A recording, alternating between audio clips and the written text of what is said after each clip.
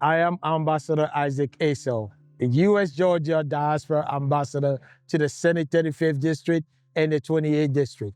We are representing our district and we are representing the diaspora in all things business. It's an amazing place. Look at all this driveway. It's a long driveway coming in here. That was one of the things I sold us for it. And guess what? I have a picture in my house that almost like this driveway. And we owned that painting for almost a couple of years. And finally, we bought something that looks like this driveway. My wife is an RN, a nurse.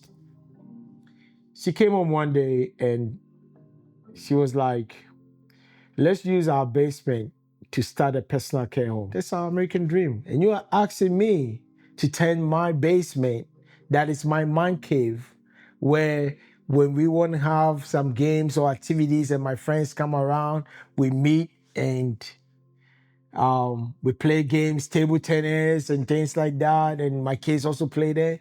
Into what? A personal care home? At this point, the basement was not fixed, but yes, still, it was nice enough that we can have our games, play table tennis and all that kind of games over there. And I said, if your mom will become employee number one, then I'll think about it. We'll fix our basement and we'll use it to start the personal care home. I never knew that starting from here, our first license was just for 3 beds. We were licensed for 3. And when we go downstairs, you see where the 3 beds started. And then later on, I brought the fire marshal after we met at the event. And then he came over here and we get licensed for 6. We got licensed for 3 beds at that time. And at that time, the zoning department told me that, hey, if you don't want the fire marshal to come in and things like that, we can give you a license for 3 beds and you could start. And I said, okay. Now in a personal care home, you have to make it more senior safe. When we talk about senior safe, 1 floor, handicapped bathrooms, making sure that there's no trip hazard, they're taken care of, their medication management is being done, their nutrition, their food is being done. Miss Benny's. Yes, ma'am. How's Miss Betty treating you as a roommate? Is she an amazing roommate or how's she? She's a great roommate. Oh my goodness, I was not looking for that. I thought Miss Betty was causing problems. So I went to a program at the Douglas Conference Center and I met the fire marshal. Remember, at that point, the zoning department told me we could only have 3. I left the conference center after the event. I went to Home Depot and I bought 3 fire extinguishers. I overbought the fire extinguisher. What set me apart from everything was being able to execute. Your work will speak for itself.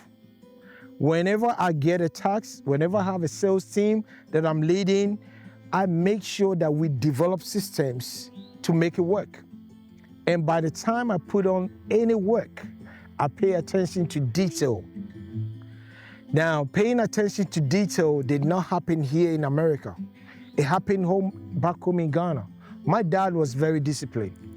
You cannot do something and get away with it. Family house. We have, a lot of memories here. All the kids live downstairs. We didn't go downstairs yet, but that's where they all live. I came here and I did my college education over here. Now, what inspired me to come here was just curiosity. I was very curious. There was a day I went to a friend of mine who used to work back home. You have the, the computer center, okay? So this guy, the cafe. Now they call it cafe, but I'm a, a 70s baby. So I was born in 77. So at that time, we call it the computer center, okay? But now you go to these cafes and a friend of mine, Gilbert, was doing something right into a school in the US. And I was like, what you doing? I mean, he was like, hey, I'm writing to a school. I want to go to school in America. I said, America? What? I mean, that is where my curiosity started.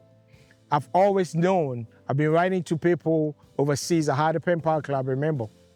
And all I knew was, okay, a pen friend just send you a gift and you opening it up and you're happy. Traveling was not part of things that was in my mind or something like that. But that day when Gilbert was talking about writing to a school in America, something ignited in me.